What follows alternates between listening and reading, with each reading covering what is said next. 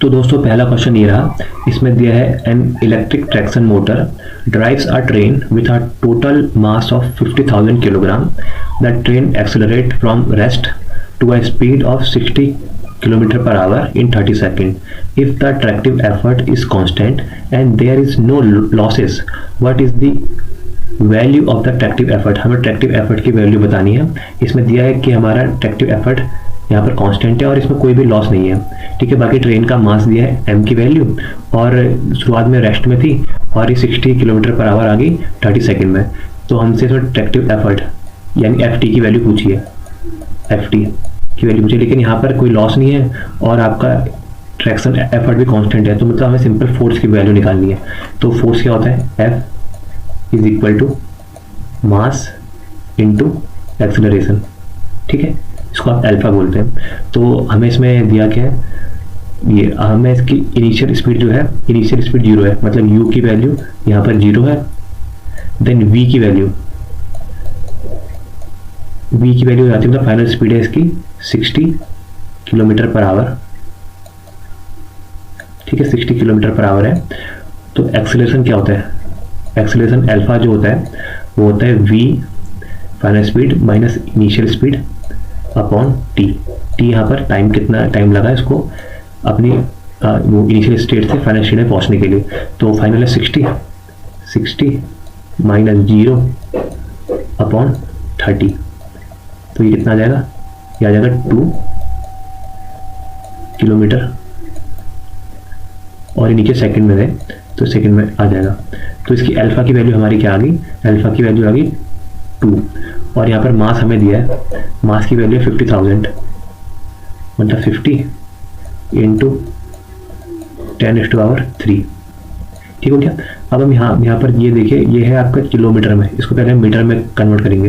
तो मीटर में कन्वर्ट करने के लिए किलोमीटर को क्या करते हैं हम 5/18 से डिवाइड करते हैं. 5/18 से डिवाइड करते हैं तो ये क्या आ जाएगा? 10/18. 10/18 हो जाएगा आपका 0.55. वो किलोमीटर पर सेकंड में था, अभी आ गया मीटर पर सेकंड में. ठीक है, तो यहाँ पर इंटू यहाँ पर कितना है? 0.55. तो 50 इंटू 0.55 हो जाएगा आपका 27.77 किलोग्राम. ठीक है, क्योंकि मीटर पर सेकंड के यहाँ से इसमें से ये कट जाएगा तो इसका आंसर हो जाएगा 27.78 या 8 किलो न्यूटन. आंसर ए इसका बिल्कुल सही रहेगा. तो आइए अगला क्वेश्चन देखते हैं. तो अगला क्वेश्चन दिया है resistance welding machine is used to weld two steel plates. A current of 5000 ampere flow through the weld. If the resistance of the weld joint is 150 micro ohm, what is the heat generated at the weld 0.5 second? मतलब 0.5 second में कितनी heat generate होगी? तो हमें पहले heat का formula पता होना चाहिए. हीट का फॉर्मूला क्या होता है? H is equal to I²RT. ठीक है, ये I²R क्या होता है? लॉसेज होते हैं, इसको हम PV लिखते हैं. P is equal to I²RT. तो हम सबसे पहले P की वैल्यू निकालेंगे. तो यहाँ पर दिया क्या? Resistance welding machine is weld steel plant. ये ठीक हो गया. तो हमें इसमें I की वैल्यू दी है वो 5000. तो हम डायरेक्ट 40 कर देते हैं. H is equal to I की वैल्यू है 5000 का स्क्वायर I² करंट का square I² into R. R क्या है? 150 माइक्रो मतलब 10⁻⁻6. 10⁻⁻6 और ये आपका 0.5 सेकेंड मतलब 1/2. ठीक है, तो ये हो जाएगा 5×5 = 25 और ये 3 जीरो ये होकर स्क्वायर करेंगे तो 6 जीरो हो जाएंगे. ये 6 जीरो से ये वाले 6 जीरो कट जाएंगे इंटू ये 2 से ये कट जाएगा 75 बार 75. 25 इंटू 75. तो 25 इंटू 75 कितना आएगा? ये आएगा हमारा 1875. इसको अगर हम किलो जूल में कन्वर्ट करेंगे तो 1.875 किलो जूल. ठीक है, आंसर सी। देखिए यहाँ पर हमने एक हीट का फॉर्मूला लगा रखा है जो होता है आई स्क्वायर आर टी, या पी इंटू टी भी लिख सकते हैं, पावर इंटू टाइम जो लॉस हुआ है आई स्क्वायर आर में इंटू टी। ठीक है, अगला क्वेश्चन देखते हैं। अगला क्वेश्चन दिया है a 3-phase electric furnace with a star connected resistive load of 20 ohm per phase. ठीक है, is connected to a 400 volt line to line AC supply. What is the total heat generated by a furnace in 30 minute. यहाँ भी heat generate बतानी 30 minute के अंदर, लेकिन यहाँ पर 3 फेज दे दिया हमें, 3 फेज फर्नेस दे दिया जो स्टार कनेक्टेड है, स्टार में कनेक्टेड है 3 फेज। और आपका रेजिस्टेंस पर फेज, आर पर फेज की वैल्यू दे दी है, आर पर फेज, आर पी एच की वैल्यू है 20 ओम। ठीक हो गया। और लाइन टू लाइन वोल्टेज की वैल्यू दे दी है, मतलब लाइन वोल्टेज की वैल्यू दे दी इसमें 400 वोल्ट। तो हमें यहाँ पर हीट बतानी, हीट आपको पता है H is equal to I square R T होता है, आई स्क्वायर आर टी। ठीक है, आई स्क्वायर आर टी, या इसको पावर बोलते हैं पी। पी को निकालने के बहुत सारे फॉर्मूले। पी क्या होता है, P is equal to I square R, या P is equal to V into I, या P is equal to V square upon R. तो यहाँ पर आप बताइए कौन सा फॉर्मूला हमारे लिए सिंपल पड़ेगा। यहाँ हमें करंट की वैल्यू पता नहीं है, तो यहाँ पर पहला वाले से हमारा टफ पड़ जाएगा, सेकंड से टफ पड़ जाएगा, लेकिन थर्ड जो है आपका V square upon R. Voltage की वैल्यू पता है और आर की वैल्यू पता है, रेजिस्टेंस की वैल्यू पता है। तो हम इस फॉर्मूले से इसको सॉल्व करेंगे। तो एक बार मैं स्क्रीन हटा रहा हूँ, ये देखिए। तो वाले फॉर्मूले से हम सॉल्व करेंगे तो क्या आ जाएगा, जो हमारा पी पावर क्या होगी हमारी वी स्क्वायर अपॉन आर। यहाँ पर फेज में है हमारा आर, तो वी भी हम पर फेज में निकालेंगे। ठीक है, स्टार के केस में हमारा, स्टार के केस में जो हमारी लाइन वोल्टेज होती है वो हमारी √3 टाइम्स ऑफ फेज वोल्टेज होती है। तो हमें फेज वोल्टेज चाहिए, तो फेज वोल्टेज क्या हो जाएगी, लाइन वोल्टेज का √3 टाइम, लाइन बाई √3। तो लाइन है हमारी 400 अपॉन √3। ठीक है, तो ये वैल्यू हम यहाँ पर पुट कर देते हैं, 400 का स्क्वायर 400 बाई √3 का स्क्वायर अपॉन आर पर फेज की वैल्यू है 20। तो ये कितना आ जाएगा, ये आ जाएगा 16, 1 2 3 4 0 अपॉन ये √3 का स्क्वायर करेंगे तो 3 इंटू 20 कितना आ जाएगा, ये 60। तो ये हमारी इसकी वैल्यू आ गई। अब यहाँ से हम हीट की वैल्यू निकालेंगे, तो मैं कलर चेंज कर देता हूँ। तो यहाँ से हीट की वैल्यू क्या आ गई, पी इंटू टी। पी की वैल्यू है ये आपकी 160000 अपॉन 60 इंटू टाइम कितना दिया है, टाइम दिया 30 मिनट, ये मिनट में दिया, इसको सेकंड में कन्वर्ट करेंगे। 30 इंटू कितना हो जाएगा, ये 60 सेकंड। ठीक है, तो यहाँ से ये कट जाएगा, तो ये आया आपका इतना 6 16 48, ये आया 48 के वाट, इतने जूल में आ गई। ये हमारी क्या आई, 48 के हमारी पर फेज की आई है, जो पर फेज की पावर है हमारी, पावर पर फेज की, पावर पर फेज हमारी आई है 48। और कितने फेज है, 3 फेज है, तो 48 को हम 3 से मल्टीप्लाई करेंगे तो हमारा कितना आ जाएगा 144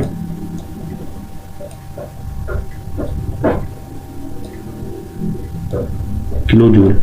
इसको मेगा में कन्वर्ट करेंगे तो 14.4 मेगा जूल। तो उम्मीद करता हूँ आपको समझ में आ गया होगा क्वेश्चन। तो आइए अगला क्वेश्चन देखते हैं। तो अगला क्वेश्चन है हमारा इलेक्ट्रोप्लेटिंग में। इसमें दिया है आपका steel component with a surface area of 0.2 meter square is to be electroplated with a 20 micrometer thickness layer of copper। एक 0.2 मीटर स्क्वायर का हमारा कोई एक सरफेस है, उसमें हमने 20 माइक्रोमीटर की इलेक्ट्रोप्लेटिंग करनी है, मतलब ऊपर से परत चढ़ानी है कॉपर की। ठीक है, जिसके लिए हमने 50 एम्पीयर का करंट पास करा कॉपर से सल्फेट के सॉल्यूशन पर, इलेक्ट्रोलाइट सॉल्यूशन में मतलब, और इसकी डेंसिटी रो की वैल्यू इतनी है, और इलेक्ट्रोकेमिकल इक्विवेलेंट ऑफ कॉपर, मतलब जेड की वैल्यू भी इसमें इतनी दी है। तो how long will electroplating process take, तो हमें इसमें टाइम बताना है। तो ठीक है, हम क्या करिए पहले हम यहाँ पर लिख देते हैं, थोड़ा इसको ऊपर रख दो।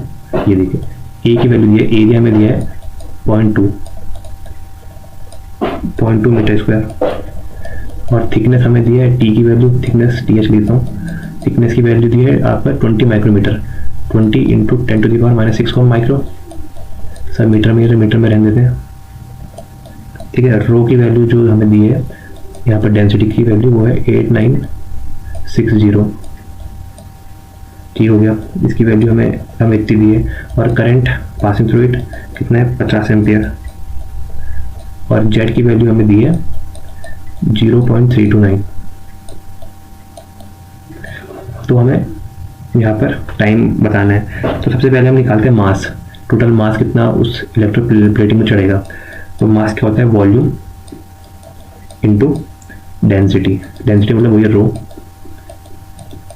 तो हम यहाँ से पहले वॉल्यूम निकालते हैं। देखिए वॉल्यूम क्या होता है हमारा, वॉल्यूम होता है एरिया इंटू थिकनेस, जितना एरिया है और जितनी थिकनेस है उसको हम बोलते हैं वॉल्यूम। एरिया यहाँ पर हमें दिया है 0.2, एरिया हो जाएगा 0.2 इंटू थिकनेस हो जाएगी 20 माइक्रोमीटर, मतलब 20 इंटू 10⁻⁻6, तो ये आ जाएगा 4 इंटू 10⁻⁻6 मीटर क्यूब।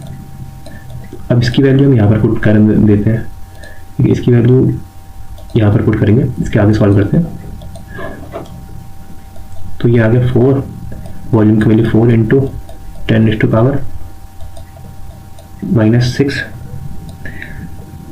इंटू हमारी जो रो की वैल्यू है, रो की वैल्यू है हमारी 8960। तो ये इसको सॉल्व करेंगे तो ये आ जाएगा 3584 मिलीग्राम, 84 mg।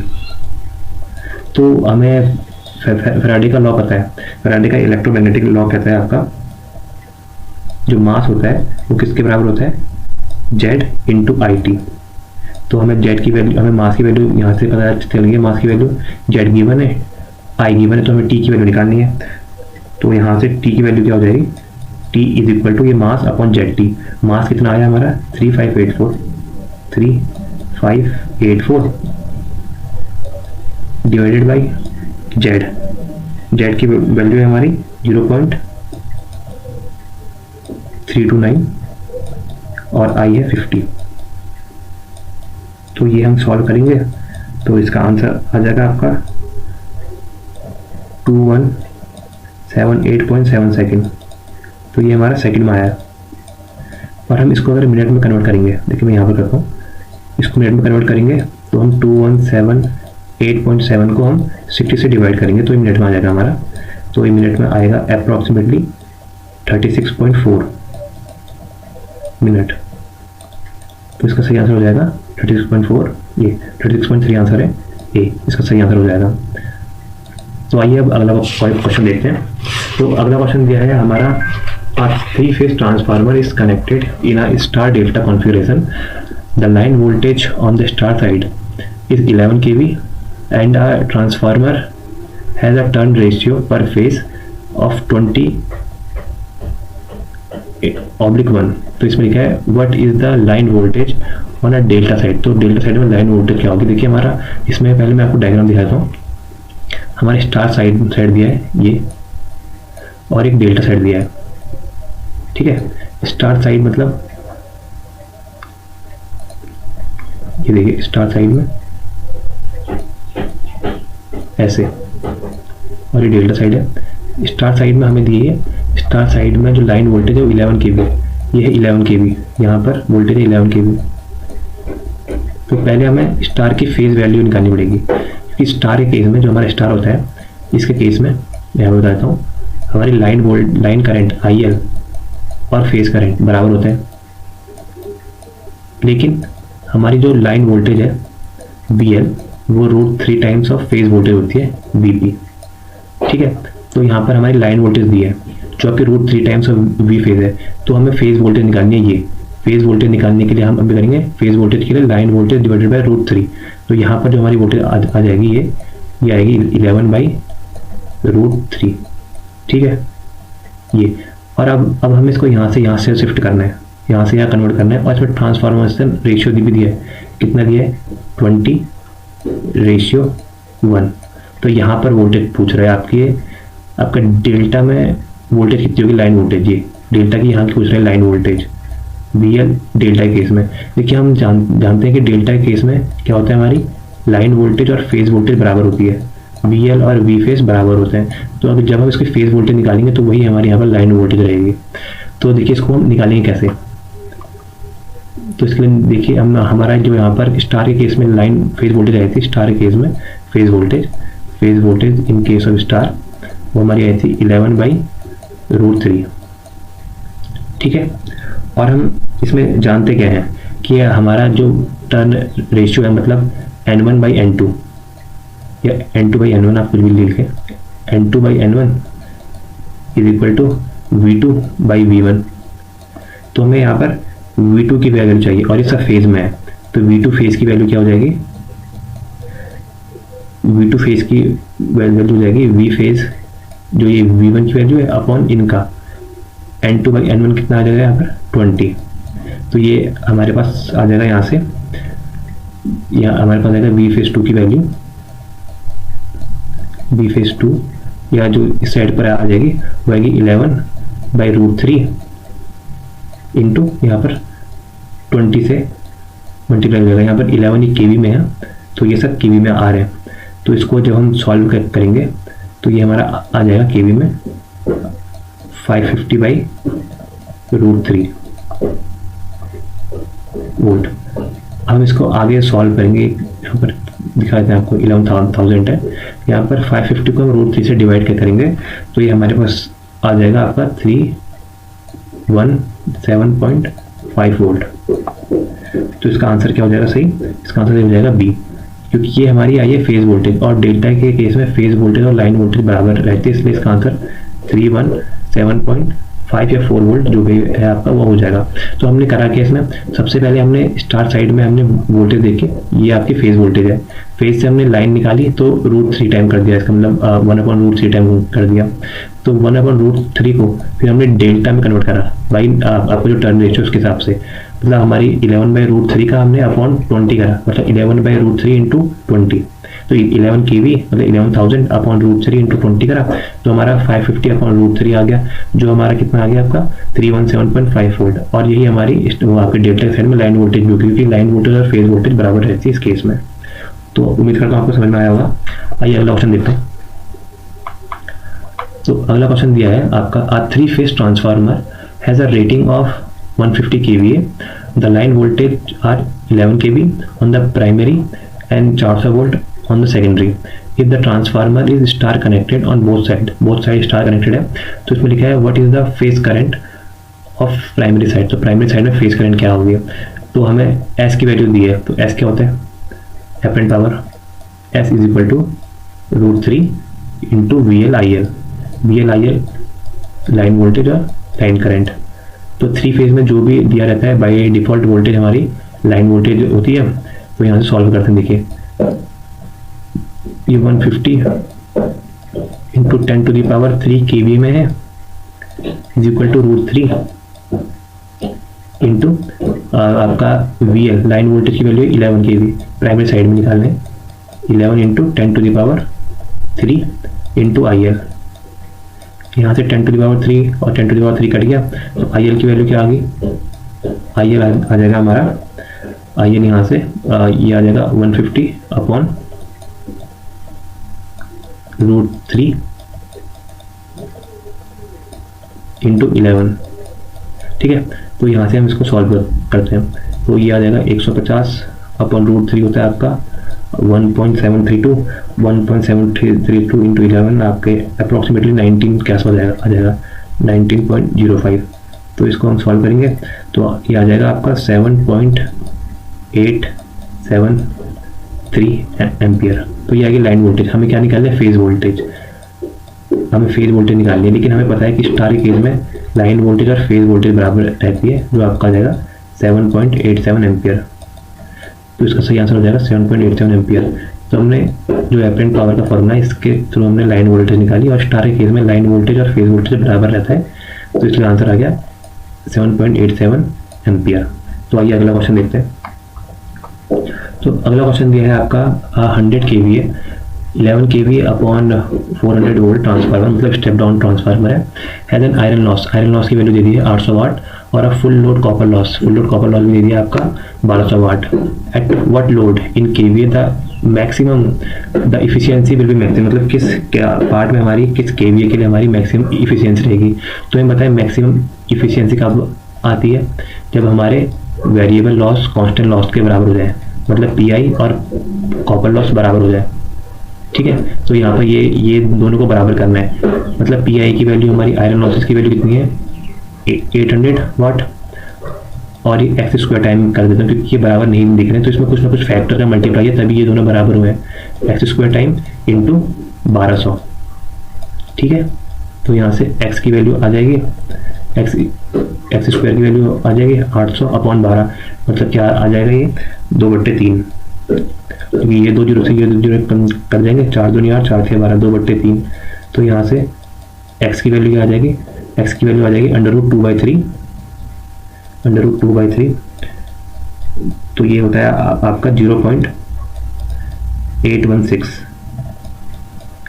ठीक है, तो ये हमारा इस लोड पर, इस फ्रैक्शन ऑफ लोड पर हमारी इफिशियंसी मैक्सिमम होगी, और हमें कितना लोड दिया है इतना, तो इतने मतलब ये हमारे 100 kVA के इतने पार्ट में हमारी इफिशियंसी मैक्सिमम होगी, मतलब हमारी मैक्सिमम इफिशियंसी क्या होगी, हमारी एक्स जो हमारी वैल्यू आई है जिस लोड पे हमारे कॉपर लॉस और आयरन लॉस बराबर हो रहे हैं वो, इंटू जो हमारी वैल्यू है आपकी एस की, जितनी हमारी एपरेंट पावर है उसकी वैल्यू, तो ये कितनी है 0.816 आया, 816 इंटू 100, ये सब ये kVA में है, तो ये कितना आ जाएगा 81.6 kVA। तो मैक्सिमम इफिशियंसी कहाँ पर होगी, मैक्सिमम एफिशिएंसी जहाँ पर होगी वहाँ पर आपकी 81.6 kVA हमारी उसकी रेटिंग होगी, तो लोड की रेटिंग कितनी होगी 81.65, ये आंसर। तो यहाँ पर ये देखिए मैक्सिमम एफिशिएंसी के टाइम में आयरन लॉस और कॉपर लॉस बराबर होते हैं, तो यहाँ पर एक 800 था और एक 1200 था, तो ये बराबर करने के लिए कोई एक फैक्टर का मल्टीप्लाई करा होगा यहाँ पर कॉपर लॉस में, क्योंकि आयरन लॉस तो कांस्टेंट रहता है, ये फिक्स रहता है, लेकिन आपके कॉपर लॉस वेरिएबल होता है, तो एक्स स्क्वायर कोई एक वेरिएबल टर्म है जिसमें हमारी इफिशियंसी मैक्सिमम आती है, तो हमने एक्स की वैल्यू यहाँ पर से निकाली और उस एक्स की वैल्यू को रेटिंग ऑफ द ट्रांसफार्मर से मल्टीप्लाई करा, तो हमारी यहाँ पर लोड की वो इफिशियंसी आई जहाँ पर हमारी kVA मैक्सिमम है, तो वो 81.6 kVA आ गया। तो आइए अगला क्वेश्चन देखते हैं। तो अगला क्वेश्चन दिया है आपका 5 kilowatt 200 volt DC motor has a total loss of 1 kilowatt, what is the efficiency of the motor. हमें मोटर की इफिशियंसी बतानी। देखिए मोटर में हम क्या देते हैं, जैसे ये आपकी मोटर है ना, ये मोटर में हम इलेक्ट्रिकल इनपुट देते हैं और आउटपुट में हमें क्या मिलता है, मैकेनिकल मिलता है, मैकेनिकल पावर मिलती है। देखिए यहाँ पर हमें क्या दिया है, यहाँ पर हमें दिया है 5 किलोवाट, ठीक है, और यहाँ पर आपका 200 वोल्ट है, और मतलब टोटल हमारी जो पावर रहेगी, टोटल पावर हमारी 5 किलोवाट ये है, 5 किलोवाट हमने पावर जो दी है उसमें से हमारा लॉस हुआ है 1 किलोवाट। ये हमारी आउटपुट में हमें इतना मिला है, आउटपुट में हमें 5 किलोवाट मिला है, लॉस हुआ है हमारा 1 किलोवाट, ठीक है। तो हमने इनपुट में कितनी पावर दी, हमने एक इनपुट में दी 6 किलोवाट पावर, और हमें आउटपुट में कितनी मिली है, आउटपुट में हमें मिली है 5 किलोवाट पावर। तो पूछ रहा है कि इफिशियंसी बताओ, इफिशियंसी क्या होती है, output upon input, PO upon pi. Output में हमें 5 मिली है और इनपुट में 6 दी है, और ये परसेंटेज में बतानी है तो 100 से मल्टीप्लाई कर देंगे, तो 5/6 नहीं सॉरी, आउटपुट में हमें मिला है 6 और इनपुट में है 5, क्योंकि ये हमारे जो इनपुट में हम इलेक्ट्रिकल सप्लाई देते हैं ना, तो इनपुट में हमने इलेक्ट्रिकल सप्लाई दी, वो आई हमारी 5 वाट, और आउटपुट में आया 6, तो 6/5 हो जाएगा, 6/5, तो 6/5 हो जाएगा हमारा 83% के आसपास, 83.3%। इसका आंसर हो जाएगा आपका सी सही। तो यहाँ पर देखिए हमारा जो इनपुट होगा, इनपुट में देखिए क्योंकि हमारी जो आउटपुट आई है, आउटपुट हमारा 5 किलोवाट है, 5 किलोवाट का हमारा आउटपुट है, जो हमें गिवन रहता है ये आउटपुट रहता है, ये आउटपुट है हमारा 5 किलोवाट, और इनपुट में ये आउटपुट प्लस लॉसेज, आउटपुट है 5 किलोवाट, लॉसेज है 1 किलोवाट, 5 और 1 6 किलोवाट का हमारे इसमें हो जाएगा लॉस, मतलब 6 किलोवाट में टोटल पावर है जिसमें से 1 किलोवाट हमारा लॉस हो गया। तो हमने इफिशियंसी निकालनी है, तो इफिशियंसी के लिए जो हमारा टोटल है, टोटल हमारा 6 किलोवाट है, 6 किलोवाट अपॉन 5 किलोवाट 6/5 इंटू 100 करा तो हमारा 83.3% के आसपास इसका आंसर आ गया, वो आंसर सी है। तो आइए अगला क्वेश्चन देखते हैं, और ये क्वेश्चन आज का लास्ट क्वेश्चन है, तो इसको देखते हैं ये क्या है। इसमें है आपका 250 volt DC series generator with a total internal resistance 0.2 ohm deliver to a load current of 50 ampere. तो what is the generated EMF, हमें ईजी की वैल्यू बतानी है। तो पहले हम ये देखिए क्या दिया है, सीरीज जनरेटर दिया है ना, तो इसका एक बार डायग्राम बनाता हूँ मैं। ये देखिए ये आर्मेचर हो गया, और इसके साथ हमने सीरीज है तो हमने सीरीज रेजिस्टेंस लगा दिया, सीरीज वाइंडिंग, और यहाँ पर वोल्टेज है V, जनरेटर है तो मैकेनिकल इसमें इनपुट आ रहा है, यहाँ पर ईजी की वैल्यू बतानी है, और आर्मेचर का रेजिस्टेंस है RA, और सीरीज फील्ड का रेजिस्टेंस है RS, और जो करंट जाएगी वो लोड करंट है IL, क्योंकि सीरीज सर्किट है तो ISC और IL बराबर रहेगा ये। तो हमें क्या पूछा, हमने ईजी की वैल्यू पूछी है, इसने क्या क्या दिया है, हमें V की वैल्यू दी है, टर्मिनल वोल्टेज की वैल्यू है 250 वोल्ट, और RT टोटल रेजिस्टेंस की वैल्यू दी है। देखिए टोटल रेजिस्टेंस मतलब आर्मेचर का भी ऐड है इसमें और सीरीज का भी ऐड है, RA प्लस RS, ये हमें दिया है 0.2, और करंट की वैल्यू हमें दी है 50 एम्पियर। तो इसने पूछा क्या, हमें ईजी पूछा है। देखिए ईजी जनरेटेड ईएमएफ क्या होता है, EG is equal to V plus IaRa। EG की वैल्यू कैसे आएगी, ये ईजी की वैल्यू कब कैसे आएगी, जब ये V जो वोल्टेज है इसमें हम IaRa ड्रॉप को ऐड करेंगे, उतना ही है यहाँ से ईजी ने दिया होगा, उसमें से IaRa ड्रॉप अगर हम हटाएंगे तब हमारी V की वैल्यू आएगी, लेकिन हमें ईजी पूछा है। तो ईजी के लिए जो हमें V दिया है वोल्टेज, वो दिया है 250 वोल्ट प्लस 50 एम्पियर हमारा करंट है, और R की वैल्यू टोटल रेजिस्टेंस की वैल्यू है 0.2, तो ये आ जाएगा 250 प्लस 0.2 इंटू 50 हो जाएगा आपका 10, तो 250 इंटू 10 प्लस 10 हो जाएगा 260 वोल्ट। तो ईजी की वैल्यू आ जाएगी 260 वोल्ट, बी इसका आंसर सही रहेगा। तो उम्मीद करता हूँ दोस्तों आपको वीडियो पसंद आई होगी, तो बने रहो मेरे साथ। Thank you so much.